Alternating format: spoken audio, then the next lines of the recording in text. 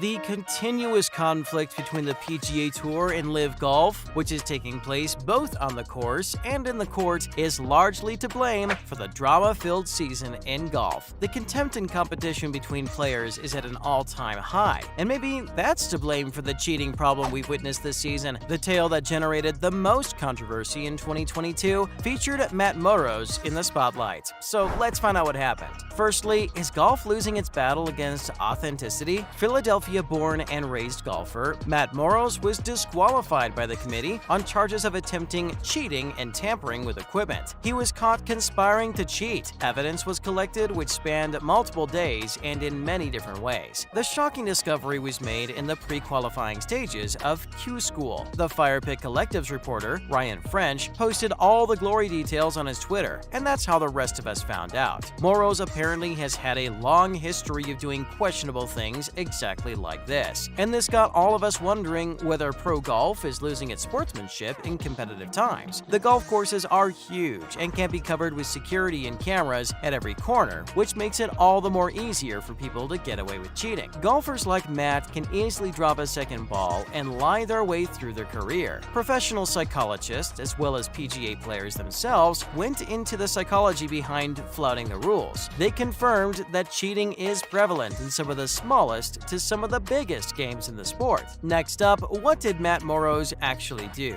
According to the Nebraska branch of the PGA Tour, Matt Moroz has been on their periphery after his fellow players reported a few concerning instances surrounding the player. The players told the administration that Matt had hit balls that sunk extremely deep into the woods around the course. This itself was questionable, but what really raised their concerns was when he walked ahead of the entire group all 3 times after he hit his ball into the woods. And before anyone else even got there, he seemed to have magically found his ball. On his 13th shot, he explained that he found the ball near a rough area just in the beginning. And on his 16th shot, he apparently found it near the cart path. The tournament directors obviously aren't oblivious. On Tuesday, they went to get a better look. What they found confirmed their suspicions. Both of his marked balls were still deep in the woods. This meant that the player had used backup balls to cheat his way through the tournament. Let's talk about what this could mean for golf. Golf depends on self-regulation more than any other sport, and honestly, that's its guiding principle. This might be the reason why people who are accused of cheating are rarely, if ever, convicted, since it's difficult to produce evidence. If accusations are shown to be true, people may be excluded from the sport and potentially experience effects on their standings outside of it. Cheating is a very touchy matter in golf, as it would be in any other sport. Would most players choose to ignore it because of the legal complications that could follow? That is untrue.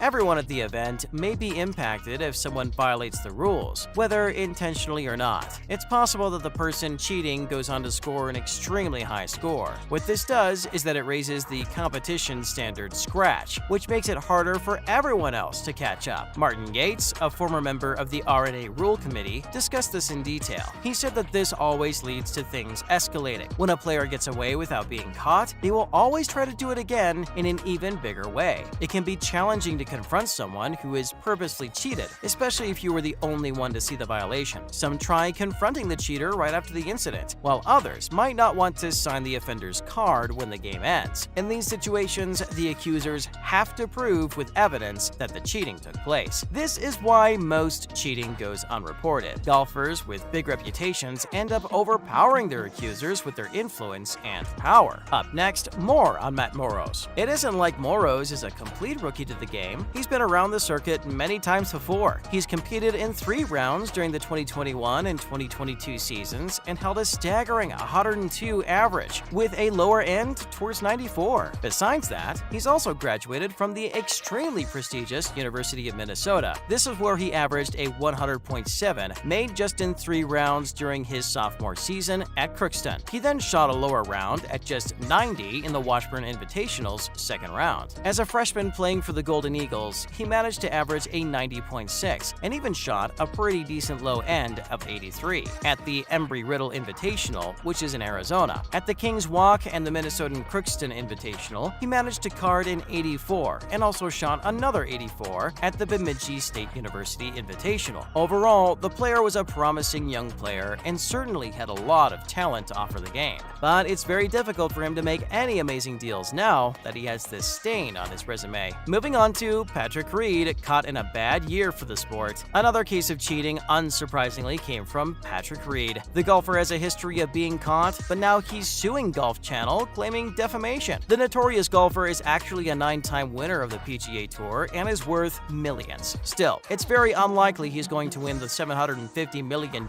he's seeking for damages to his character and career. What character he's talking about is apparently the bigger question. He's being investigated by the tour on a wide string of incidents that involve him and his accomplice. He's being investigated by the tour on a wide string of incidents that involve him and his accomplice, his mischievous golf ball. A few times he's been accused of cheating, where during the 2019 Hero World Challenge and just 3 months later in the 2021 Farmers Insurance Open. Then again in the Arnold Palmer Invitational, where finally CBS analysts who were closely monitoring him caught him red-handed. Peter Costes led the team that caught him in the act. His man had been around for such a long time that he could probably be named as the person who has seen the most golf balls struck in history. He testified in court that he had seen Reed tampering and violating tour rules on many instances. The claim concerning Chamblee is the most serious of his defamation lawsuits. Costes's use of the phrase murderer sparked legal concerns and possibly lost him the trial. It was clearly a reference to the Saudi Arabian government, which funds Live Golf. It was mishandled by Reed's attorneys, who claimed that Reed committed the murder. It's a factual deception and just plain foolish. Reed has stained the name of golf and just continues to prove that the sport is having a bad year. Finally, high-profile scandal cases aren't new in golf. To ordinary people, golf would seem impossible to navigate. That's because it has insane amounts of technical rules and complicated lingo. Every game has an entire team of experts well-versed in the laws and loopholes sitting behind it, analyzing every little move. Every decision is first discussed and debated over before it's finalized, so it's not that easy for players to get away with cheating. But it also isn't that hard to unintentionally break a few rules then and there. Between professional players, premeditated cheating is probably the worst thing someone could do. Jane Blalock's name is probably the most famous out of all cases yet. She was an extremely skilled player who could have gone down in history as one of the masters of the sport, but she was caught, and it was revealed that she had cheated basically her entire career. By the young age of 26, she'd become the highest earner in the women's tour, but had a history of disciplinary infractions. The PGA Tour committee had several meetings with her where she was warned and even gave her footage that showed her tampering with her ball. But eventually, she was suspended for a year and only fined $500. She couldn't handle the disrespect apparently and sued the tour back for $5 million.